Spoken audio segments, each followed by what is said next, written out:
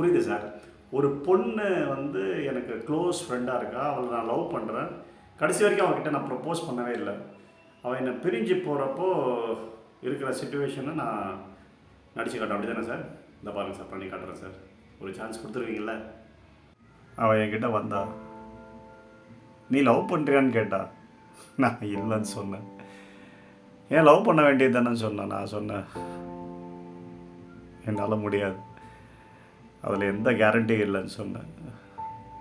உறவுக்குள்ள எப்போவுமே கேரண்டி இருக்காது. அந்த கேரண்டியோடு நீ போகணுன்னா உன்னால் லவ் பண்ணவே முடியாது யாரையும். உனக்கு நிச்சயமாக லவ் பண்ண முடியும். நீ லவ் பண்ணுவேன்னு சொன்னான். நான் அவளை பார்த்தேன். சின்னதாக அவன் மேலே எனக்கு ஒரு காதல் வந்துச்சு. மறுபடியும் ஒரு நாள் வந்தா, நீ இன்னும் லவ் பண்ணலையான்னு கேட்டா. நான் அவளை பார்த்து சிரித்தேன். அவள் சொன்னா, என் ஃப்ரெண்டு ஒரு கார் வாங்கியிருக்கான். 5 வருஷமாக காரை ஒர்க் ஷாப்லேயே வச்சுருக்கான். அவன் காரை எடுக்கவே இல்லை. ஏன்னு கேளுன்னு என்கிட்ட கேட்டான். நான் சிரிச்சுக்கிட்டே ஏன்னு கேட்டேன். இந்த ஊரில் எல்லா சிக்னலும் க்ரீன் லைட்டாக எறிகிறப்ப தான் அவன் காரை எடுப்பான்னு சொன்னான்.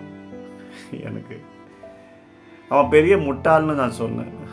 ஆமாம், அதே மாதிரி தான் உன் மனசுக்குள்ளே இருக்க அந்த காரை நீ வெளியே எடுத்தாதான் நீ நிச்சயமாக லவ் பண்ண முடியும்னு சொன்னான். எனக்கு அப்பவும் அவன் மேலே ஒரு காதல் வந்துச்சு. நான் காதலை சொல்லான்னு போகிற நேரத்தில் அவள் சின்னதாக என்கிட்ட வந்தா, சிரிச்சா, எனக்கு கல்யாணம்னு சொன்னான். இனிமேல் என்னை பார்க்க முடியாதுன்னு சொல்லிட்டு.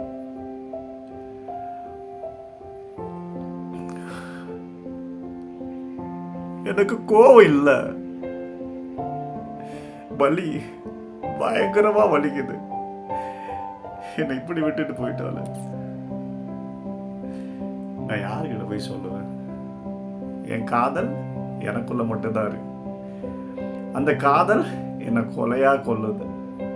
அந்த காதல் என்னை விட்டு போறதும் இல்லை, அவளுக்கு தெரிய போறதும் இல்லை.